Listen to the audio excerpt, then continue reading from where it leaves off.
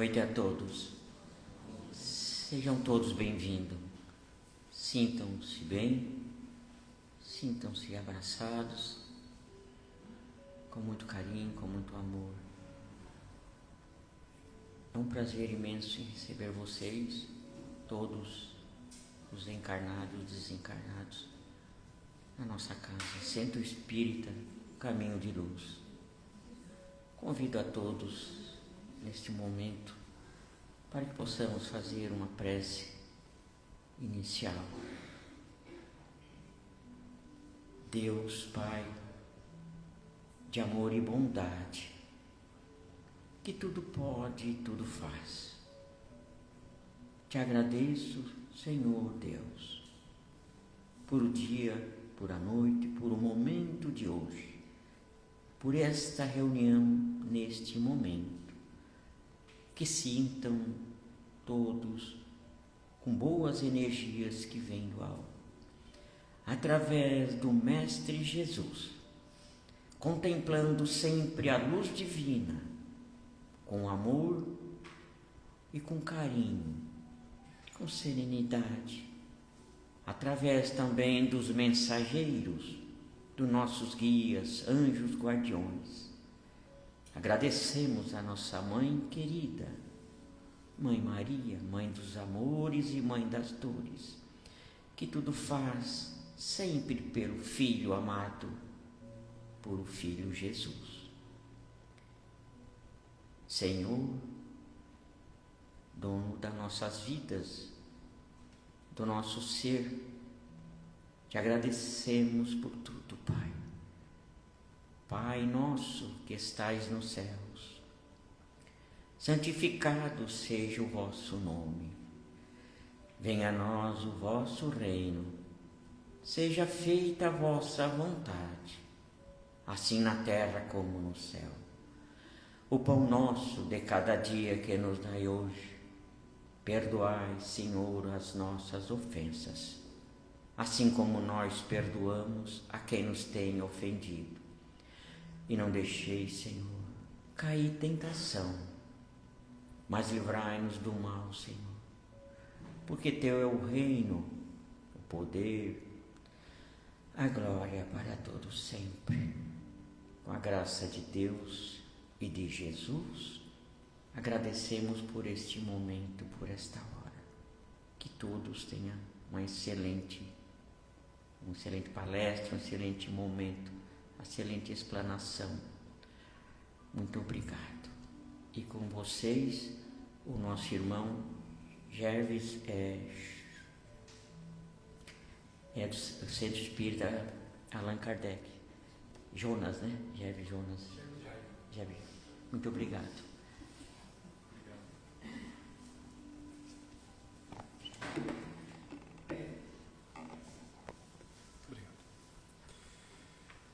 Boa noite a todos. Sempre que eu começo a fazer uma palavra no Centro Espírita, eu sempre reforço, no primeiro momento, a conexão. Nós recebemos a prece inicial, que é a forma de conexão com Deus, e a gente se conectar conosco. E nesse momento eu peço para a gente fazer mais uma vez, porque tem um objetivo com o tema da noite. Que a gente possa se conectar com a gente mesmo, conosco, cada um de nós consigo, e lembrar se a gente fez isso em algum momento no dia a dia, na correria da vida. No domingo, normalmente a gente está com os nossos familiares, ou mesmo em casa. Será que a gente costuma se conectar com a gente mesmo? E principalmente, através dessa conexão íntima, a gente se conecta com Jesus, nosso irmão, nosso mestre, que traz o caminho, que traz o modo de seguirmos. E será que a gente se conecta com Deus? Qual a nossa frequência que a gente faz essas conexões? É uma reflexão íntima. Por isso eu gosto de começar sempre falando que vamos nos conectar com Jesus, com Deus, para a gente estar aberto, para entender a explanação da noite. É o que eu vou dividir um pouco com vocês. E o tema fala então sobre cura-te a ti mesmo. Toda vez que eu vou fazer uma palestra, eu procuro me concentrar, fazer orações e saber qual é o momento de estudo, porque para cada palestra é um estudo. E eu percebi que esse tema, ele é primordial, porque sem essa iniciativa, esse entendimento, a gente não consegue absorver os aprendizados da doutrina espírita e principalmente os aprendizados do nosso Mestre Jesus. E a gente vive num mundo onde a gente aprende desde cedo a cuidar das aparências, das nossas obrigações, do nosso trabalho, da profissão, das responsabilidades externas, tudo que é para fora. E nem sempre a gente aprende a cuidar da própria alma, do nosso íntimo, do que passa dentro. Porque a vida faz isso. Nossa vida é estimulada através das nossas ânsias, naturais preocupações da vida, faz a gente realmente se conectar com as coisas externas, as coisas de fora. E a gente às vezes esquece ou faz pouco o cuidado com o nosso íntimo, o cuidado do eu de cada um de nós. E aí, vem então essa noite convidá-los a essa reflexão que Jesus traz, que na Bíblia está em Lucas, no capítulo 4, versículo 23, onde Jesus fala: médico, cura-te a ti mesmo.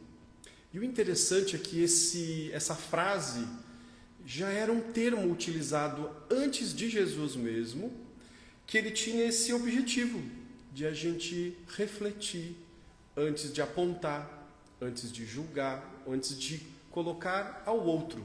E que muitas vezes a gente tem que se preocupar mais com a gente do que o outro. Então, já naquela época, antes de Jesus, já tinha essa reflexão, já tinha esse apelo tão importante. E até hoje a gente pode utilizar esse termo como uma reflexão de autoconhecimento, como um convite para esse autoconhecimento. Ou seja, uma reforma íntima tão falada na doutrina espírita. E a gente entender que cada vez que a gente entende que a responsabilidade sobre aquilo que sentimos, pensamos e fazemos é o que mais importa no nosso dia a dia. 3 verbos: sentir, pensar e agir. Quando a gente é contrariado, normalmente a gente utiliza esse exemplo que a gente consegue palpar com mais facilidade. Quando a gente é contrariado, a gente sente, a gente tem um sentimento. Só que o interessante é que a gente não sabe nem dar nome a sentimentos muitas vezes. A gente conhece poucos sentimentos. E saber o que sente, dar nomes aos sentimentos, já é um início. Porque se a gente não tem esse olhar para dentro, então a gente muitas vezes não se atém do que a gente sente. E muitas vezes a gente, logo quando sente, já tem atitudes, já tem ações. E a gente fica nesse impulso do sentir e agir. A gente sente e já reage. Porque muitas vezes a gente aprendeu assim. Porque isso faz parte do nosso instinto, podemos dizer assim, que está conectado com a nossa sobrevivência do orgulho.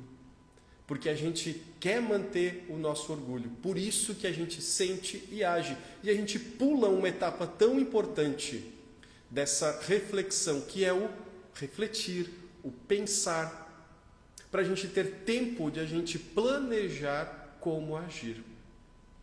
Então, quando a gente percebe o nome do sentimento, quando a gente dá esse nome ao pontapé inicial, e depois quando a gente reflete, quando a gente pensa sobre isso, é um segundo momento, que é muito difícil, para poder melhor reagirmos, melhor respondermos, melhor nos relacionarmos com as pessoas, porque é na interação com as pessoas que a gente acaba exercitando.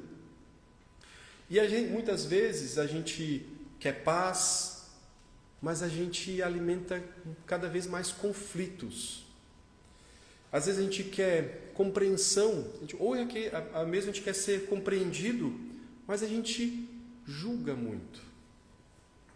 Então, e a gente quer muitas vezes a cura, e a gente é muito resistente à mudança. Olha que interessante. Paz, conflito. Compreensão, julgamento. Um é oposto ao outro. Cura, mudança. Cura não é o contrário de cura não é doença. O contrário de cura é transformação. E a doutrina espírita, ela nos ajuda principalmente então a compreender o que é essa verdadeira cura, que essa verdadeira cura começa lá dentro, no nosso espírito. Então a verdadeira cura, ela exige ampliação do nosso entendimento sobre a dor. Quando a gente fala em cura, logo a gente pensa na cura física, a cura do corpo, a cura, alguma coisa que está relacionada à doença, à dor, a sofrimento. A gente sempre pensa muito no corpo. Só que quando a gente fica focado ao corpo, muito focado ao corpo, a gente esquece do espírito. E aí é onde tem a questão do espírito, que é uma ação de transformação. A cura do espírito está no esforço emocional. Por isso que é importante a gente dar nome aos nossos sentimentos, para a gente poder saber onde que a gente precisa se transformar, onde que a gente precisa se modificar. Isso não quer dizer negar o sofrimento, negar a dor, e sim ver a dor, saber o que está sentindo, para poder ver o que precisa transformar em cada um de nós. É aí a verdadeira cura. E a gente tem dores no corpo, mas também tem as dores da alma, as doenças da alma, relacionadas às nossas emoções. Muitas são fisicamente saudáveis, mas carregam enfermidades submersas. Muitas pessoas carregam mágoas antigas, culpas profundas, revoltas silenciosas, medos, constantes medos, e um vazio interior. Tudo isso acaba dificultando a nossa transformação, mas a gente precisa perceber se a gente tem esses sentimentos, essas dores dentro de nós, esses sofrimentos. E o que mais faz a gente nos acometer é o prolongamento que ele vibra dentro de nós, dessas emoções. Quanto mais ele se prolonga, mais ele machuca, mais ele dói. E a doutrina espírita, ela não promete soluções mágicas. Ela não faz milagres, porque bem como a gente sabe, milagres são apenas falta de conhecimento de cada um de nós para a compreensão de uma cura, para a compreensão de uma evolução que à época, há muito tempo e até para alguns hoje, não há explicação, mas com a doutrina espírita a gente consegue entender as explicações desses milagres, que não são mágicas, então. Ela nos convida para um trabalho interior, para essa renovação. E aí vem o Evangelho segundo o Espiritismo, que a gente aprende que a transformação moral é o caminho indispensável para a paz verdadeira.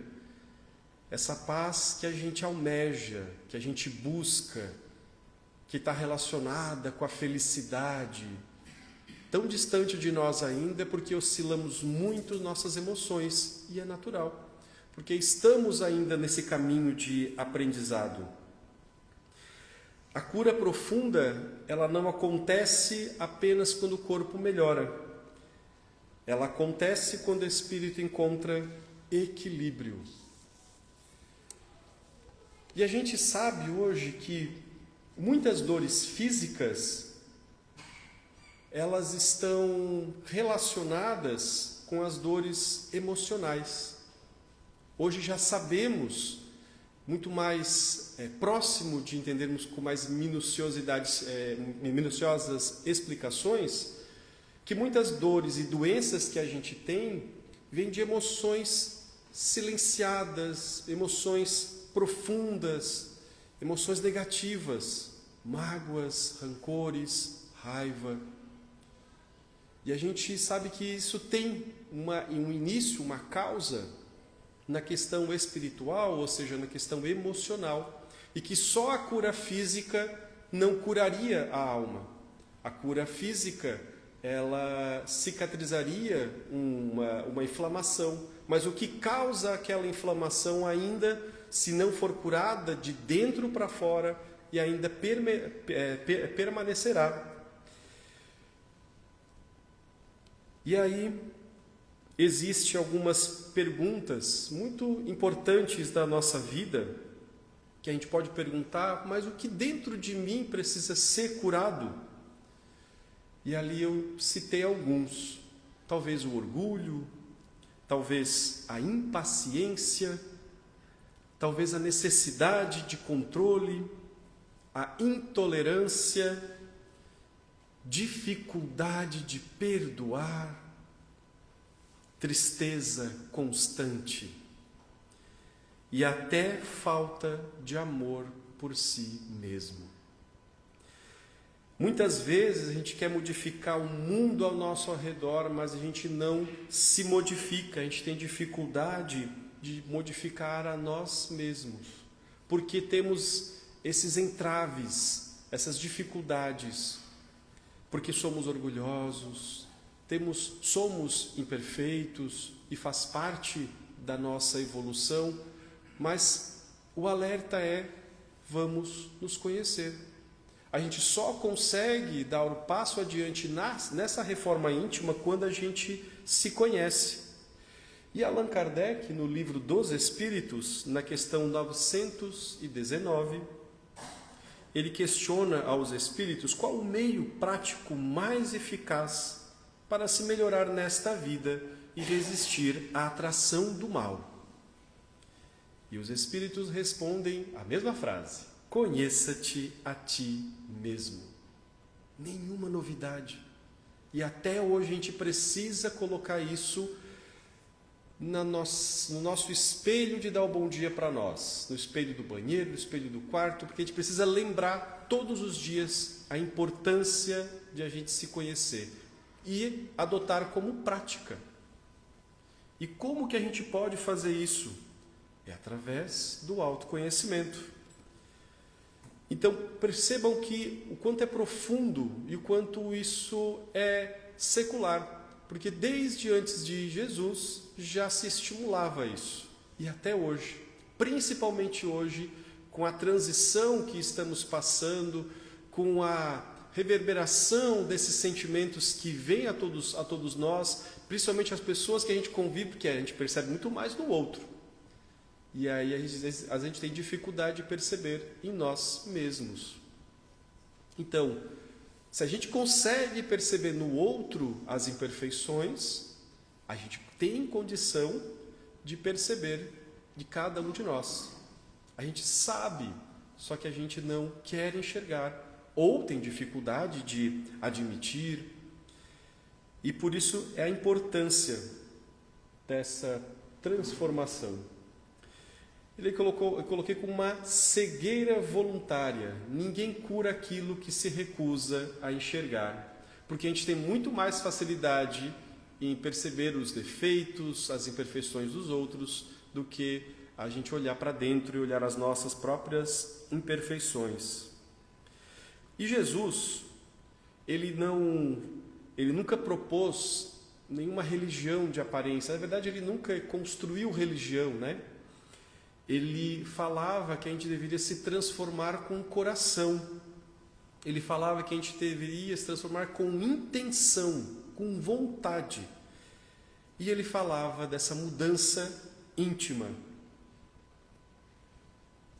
Então, a metodologia do Cristo, ele tinha essa metodologia, então, de reerguer consciências, de restaurar esperanças e fortalecer espíritos abatidos. Esse é o norte de Jesus. Essa era a metodologia, o grande objetivo que Jesus tinha em vida e tem. O objetivo maior era nos transformar, e a transformação é espiritual, é uma transformação moral. Então, quando ele fala sobre cura-te a ti mesmo, isso resume todo o Evangelho de Jesus. Todo o Evangelho de Jesus resume a isso: cura-te a ti mesmo. Por que a gente precisa se relacionar com os outros? Para a gente se conhecer cada vez mais. E aí ele coloca, mais adiante eu cito, uma das terapêuticas, a caridade. Porque é uma forma de a gente se conhecer também. Já estou me adiantando. Então, vamos aos exemplos que Jesus trouxe e algumas vivências dele. E aí vem ali sobre a mulher hemorrágica. Todos conhecem sobre a história da mulher hemorrágica. Aquela mulher que nasceu com uma patologia e era encarada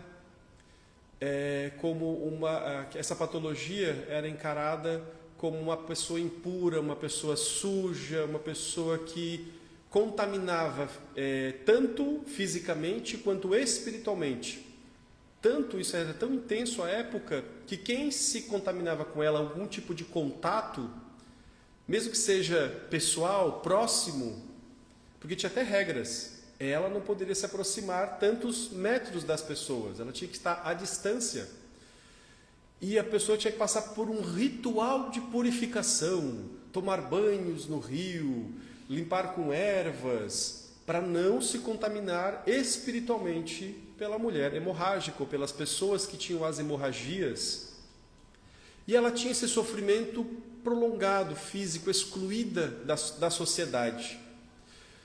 Toda dor física que se prolonga, principalmente no caso dela, que a cultura daquela época estimulava essa exclusão, no caso dela, vinha uma dor emocional, uma dor de exclusão, uma dor de que ela não poderia aceitar o convívio com outras pessoas, que ela tinha que se viver solitária, viver sozinha no mundo. Quando ela soube da notícia que Jesus estava numa determinada cidade, e ela planejou e ficou nos arredores da cidade. E ela, quando percebeu a grande movimentação, ela sabia que ali estava Jesus. Ela tinha uma certeza tão grande do poder de cura que ele tinha, que ela foi atrás dele. E ela não conseguiu encostar nele. E a história conta que ela tocou num pedacinho de sua roupa. Esse pedacinho, logo Jesus percebeu que algo tinha saído dele, que algo tinha tocado ele. Como ele diz, algo de mim saiu virtude. E aí, a mulher hemorrágica, logo que ela tocou, ela percebeu algo diferente dentro dela. E Jesus, para a gente resumir um pouco a história, ele diz: a tua fé te salvou. Então ele diz que a fé dela que o esforço que ela teve de ir atrás de Jesus, ela encarou todo o sofrimento, toda a angústia de estar isolada em sofrimento social, às vezes muito mais do que físico. Ela tinha uma certeza que ele poderia curar e ele colocou a responsabilidade para ela. A tua fé te curou. Ou seja, o que tu acredita, aquilo que tu faz é o que faz curar. Esse é o nosso aprendizado com a mulher hemorrágica. E aí temos ali também o paralítico de Cafarnaum. Certa vez Jesus estava numa casa e ele estava conversando para os seus discípulos e pessoas começaram a se aglomerar na casa porque sabiam que ele estava na cidade de Cafarnaum. Só que teve um probleminha aí junto. Os mestres da lei também souberam que ele estava lá e foram investigar, porque Jesus estava começando a mostrar serviço, mostrar que veio. E com todo o planejado ele precisava mostrar aos poucos, e foram os mestres da lei também. E nisso chega um grupo de pessoas, 4 homens carregando um homem, o paralítico. Nas traduções variam, numa maca, numa cadeira, numa cama, mas enfim, chegou o paralítico e não tinham como acessar Jesus. Tinha uma multidão em volta da casa. O que eles fizeram? Subiram na casa, abriram o telhado, que imagino eu que era um telhado mais simples, e desceram ele até Jesus. E Jesus, que vê, que ele enxerga além do corpo, ele via o espírito, ele percebe aquele homem e ele fala para o homem: teus pecados estão perdoados. Para nós hoje, ouvir essa frase de um homem é normal, a gente aceita, mas para os mestres da lei é uma ofensa, ou melhor, era uma ofensa, porque só Deus poderia perdoar. Quem era ele para perdoar em nome de Deus ou em vez de Deus? Será que ele está se achando Deus? E aí eles estavam só pensando sobre isso, apenas refletindo. E aí Jesus fala para eles assim: vocês acham que eu poderia falar para ele, levanta-te, leve a sua maca e erga-te? E aí ele bem disse isso mesmo: levanta-se, pegue sua maca e vá para casa. E o homem, o paralítico, levantou e levou a sua maca. E deixaram todos ali, principalmente os mestres da lei, porque percebeu o pensamento, percebeu o pensamento dos mestres da lei. Às vezes a gente quer aliviar sintomas da alma, quando na verdade a gente precisa tratar causas mais profundas. E saber dessas histórias faz a gente alimentar nossa fé, para a gente poder ter condição de se transformar. Às vezes a gente precisa passar por um sofrimento tão grande para a transformação. Mas será que a gente precisa chegar até nesse ponto? Aí estão 2 histórias de grande sofrimento, pessoas que viveram pelo sofrimento por muito tempo e mesmo assim, com muita fé, conseguiram se curar. Curar fisicamente, mas a cura física só vem com a cura da alma, porque eles estavam alimentados com fé. E vamos falar agora do processo de autocura. Como que funciona isso? Como é que a gente pode se curar então? A doutrina espírita ela traz alguns caminhos: oração, vigilância, caridade e aceitação de ajuda. Vamos começar pela oração. Então a gente aprende aqui que oração não é aquela repetição de palavras, e sim uma conversa com sentimento, uma sincera conexão com Deus, com Jesus, com a espiritualidade, um diálogo com Deus. é o que a gente fez aqui no início, na prece inicial. E depois eu chamei vocês para a gente refazer essa conexão, para mantermos essa conexão. Porque muitas vezes, mesmo na prece inicial, a gente está tão habituado, fica tão automático no centro espírita, que às vezes a nossa mente pula para a preocupação lá fora.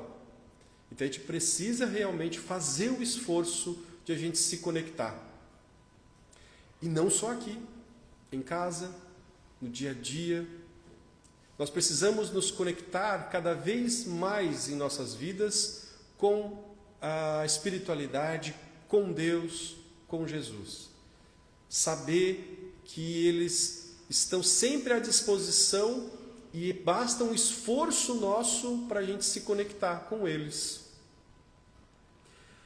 E a oração, ela reorganiza os pensamentos. Quando a gente conversa com Deus, a gente está organizando os nossos sentimentos muitas vezes. Por isso que é bom colocar os sentimentos para Deus. Deus, estou sentindo dor hoje, estou sentindo dor, estou angustiado, estou sofrendo, estou triste, ou estou alegre, tive alegrias hoje na vida, no meu dia foi alegre, encontrei pessoas que me fizeram alegre. Essa conversa de colocar o sentimento é muito importante porque a gente vai se conectando com os nossos sentimentos. Como eu falei antes, a gente dar nome aos sentimentos é muito importante para a gente se conhecer. E aí, a vigilância. A vigilância é o observar, é perceber o que nos alimenta no dia a dia, o que a gente se alimenta de pensamentos no dia a dia. A gente sabe que a gente precisa se alimentar saudavelmente. A maioria das vezes a gente não faz. Mas a gente precisa se alimentar saudavelmente. Alimentos que fazem a gente se sentir bem, nos nutrir, ficar mais fortes, nos hidratar, em equilíbrio, nos alimentar em equilíbrio. E os pensamentos, a gente precisa se alimentar de bons pensamentos também. E a vigilância é isso, é observar aquilo que alimentamos diariamente dentro de nós. Principalmente aqueles pensamentos que se repetem. Aquelas cismas, aquelas ideias fixas que ficam em nosso pensamento e ficam ali repetindo. Aquilo ali está para nos chamar a atenção. Opa, que tanta importância eu estou dando para esse pensamento? Ou, por que eu estou dando tanta importância a esse pensamento? E aí mais adiante a gente aprende, para que eu estou dando tanta importância a esse pensamento? No porquê vem a causa e o para que é o objetivo.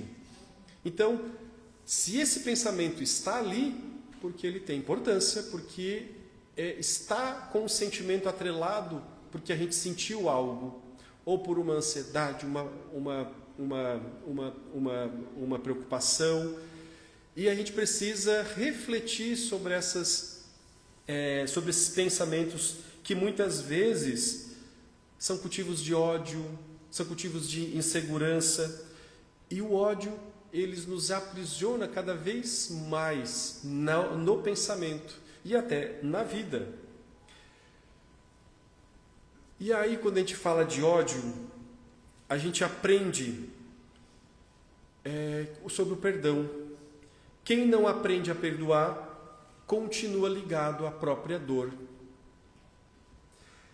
O perdão, ele não significa esquecimento. Perdão não significa concordar com o erro. Ele significa liberdade. O perdão está muito mais relacionado à liberdade da dor, à liberdade de tudo aquilo que fez a gente sentir o sentimento negativo, seja ódio, seja rancor, e a gente se liberta dele. Porque o perdão, porque o ódio, a falta do perdão faz a gente manter no sentimento. E muitas vezes ele dura por dias, anos, séculos. Porque sabemos que se a gente fixa num rancor, numa mágoa, perante algo, perante alguém, ou perante a si mesmo. Porque o perdão não é só para o outro, o perdão é para si. Mas o perdão para o outro é um perdão de si. Porque mesmo que o outro que me ofendeu, o outro que me fez mal, quando eu perdoo, eu corto a minha relação com ele, para que eu não me conecte no meu pensamento para com ele. Então o perdão, mesmo quando é o outro que faz, que causou, é nós que decidimos manter o sentimento negativo de não perdoar também. Então por isso que o perdão é a libertação. E aí vem a caridade, tão falada na doutrina espírita. A gente pouco pratica caridade. Aqui eu falo de caridade de todos os sentidos. Caridade moral, caridade material. Mas caridade. Caridade de praticar e fazer algo para o outro, principalmente hoje.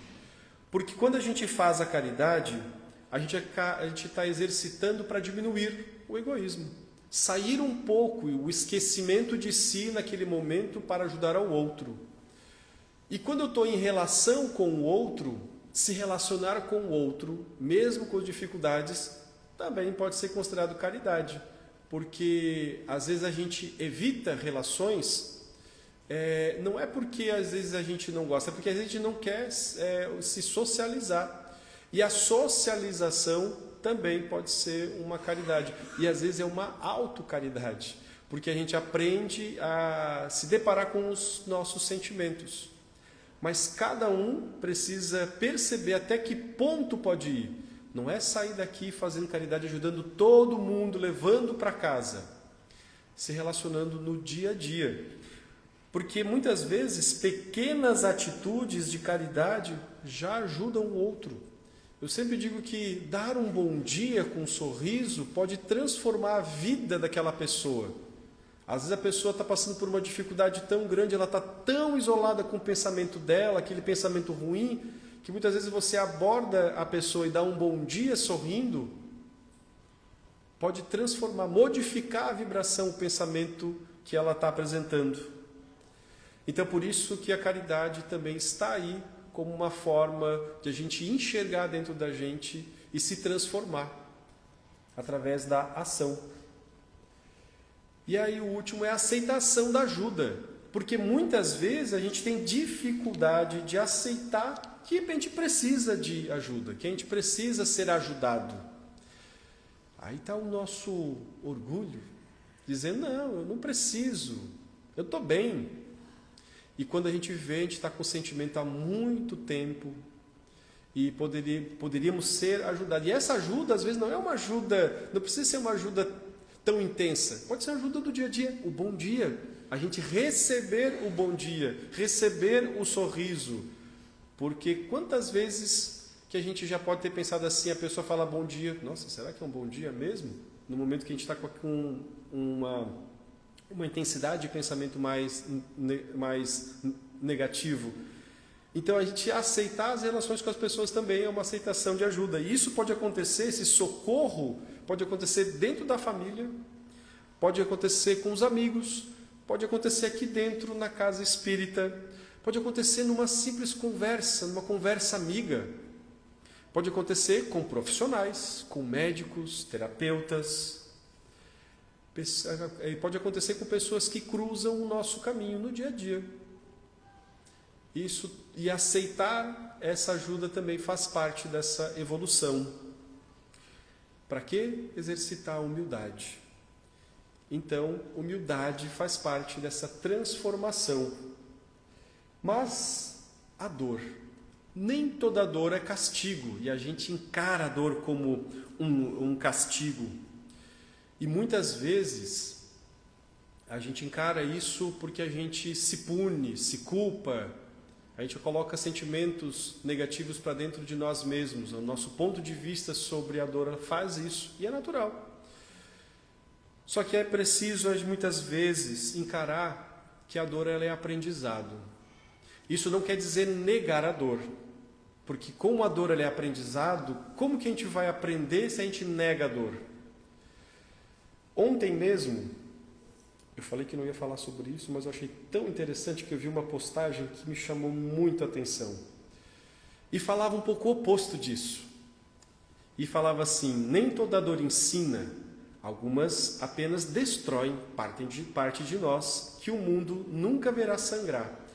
E quem transforma sofrimento em lição bonita, provavelmente jamais sentiu a alma desabar em silêncio. É compreensível essa frase. É compreensível porque a pessoa ela está em dor. Quando eu falo que não é para negar a dor, porque a gente só aprende, a gente só tira a lição bonita porque tem a presença da dor. A gente só consegue encarar que a dor é uma lição porque ela está presente. Senão a gente não consegue aprender com a dor. E quanto mais profunda a dor, maior a transformação, maior a necessidade de se transformar. Então, quando eu vejo uma postagem dessa, eu compreendo que a pessoa está em sofrimento, ela quer falar sobre essa dor e é importante. Mas quando eu falo, venho aqui trazer sobre essa reforma íntima, não é negação de dor, e sim perceber que ela é uma chave, que ela é um caminho, e que muitas vezes a gente não precisa passar por esse caminho, mas como temos ainda sentimentos dentro de nós que levam à dor, é inevitável sentirmos. Seja uma dor por uma raiva, seja uma dor por uma decepção, seja uma dor mais intensa, que está lá por anos. Então a dor ela é freio, ela é despertar, é oportunidade de evolução. E no livro dos Espíritos 132, falando sobre a encarnação, qual o objetivo da encarnação? Aperfeiçoamento do espírito. E esse é o processo que a gente se aperfeiçoa. Então a gente não veio na Terra para buscar conforto, se bem que a nossa tendência é buscar caminhos confortáveis, a negação do sofrimento, a negação de sentimentos. A gente veio para crescer, todos nós. A gente pode escolher em ficar como está, estabilizar, mas todos nós temos o propósito de crescer, subir os degraus. E muitas vezes as dores elas nos quebram, as dores, mas ao mesmo tempo elas despertam. Há sofrimentos que muitas vezes faz a gente ficar duro, faz a gente ficar rígido, mas há sofrimentos que humanizam, nos transformam. E tudo depende da forma que a gente encara a dor. E a forma que a gente encara a dor é a mudança, é a chave, é a virada de chave para a gente encarar a dor de uma forma construtiva. Não é fácil, mas aos poucos a gente consegue, se a gente valorizar cada transformação que a gente faz em nossas vidas. E a gente sabe que muitas vezes nós estamos aqui para a gente perceber e até buscar uma cura sobre essas dores invisíveis. E aqui tem alguém com essa dor invisível. E aí a gente começa a entender sobre as feridas emocionais. Que toda vez que a gente precisa atacar, que a gente compreenda antes de fazer esse ataque. E antes de julgar, que a gente possa ouvir, recomeçar em vez de desistir e amar em vez de se endurecer. E sempre há algo dentro de nós que precisa ser curado. Quem acha que não tem sentimentos negativos está com dificuldade de se conhecer, de se perceber. E sempre temos algo a curar. A verdadeira cura, ela não acontece apenas quando a dor desaparece. Às vezes ela acontece quando nasce um novo olhar diante da vida. Essa frase, quando veio para mim, eu achei muito bonita. Ela acontece quando nasce, quando o novo olhar adiante da vida. Ou seja, quando a gente se transforma para encarar a forma que a gente lida na vida, com as dificuldades, principalmente no dia a dia. Aquilo que a gente às vezes não para pensar como que a gente vai reagir. E fica um questionamento íntimo para a gente sair daqui com esses questionamentos. O que dentro de mim precisa de mais cuidado? A gente precisa ter esse olhar para dentro de nós. O que eu ainda preciso aprender? E o que eu já posso começar a transformar hoje? Jesus nunca nos pediu perfeição imediata. Não tem como. Mas Ele pediu sinceridade nos nossos esforços. E ainda pediu disposição, ou seja, um despertar que a gente possa se melhorar. Porque o crescimento, a gente veio com esse estímulo em nosso espírito para crescer, para se melhorar. Podem ter certeza. E a gente precisa resgatar para a gente se colocar à disposição. O convite não é meu, não é da doutrina espírita. O convite é de Jesus. A reflexão da noite foi sobre a experiência de Jesus para todos nós. Que a gente possa sair daqui levando essas 3 perguntas para o nosso dia a dia. E principalmente valorizar cada aprendizado que a gente tem. Pequeno, tudo começa pequeno. Muitas vezes a gente quer sentir grato por algo grande. E a gente tem dificuldade de sentir gratidão por pequenas coisas que a gente já faz. E ter esse olhar para dentro de si já é o primeiro passo. A gente precisa ter gratidão por isso. Aí lá na frente a gente pode ser grato para grandes atitudes, grandes obras que a gente faz. Mas a gente não vai conseguir fazer grandes obras se a gente não começar pelos pequenos. Obrigado pela atenção de todos. Que a gente saia daqui com Jesus em nossos corações, levando em nossas vidas, na nossa intimidade, para nossa casa, para nossa família. Agradeço também ao convite da casa, por estar aqui mais uma vez, dividindo um pouco do conhecimento que a gente faz da doutrina espírita e do Evangelho de Cristo. Obrigado a todos.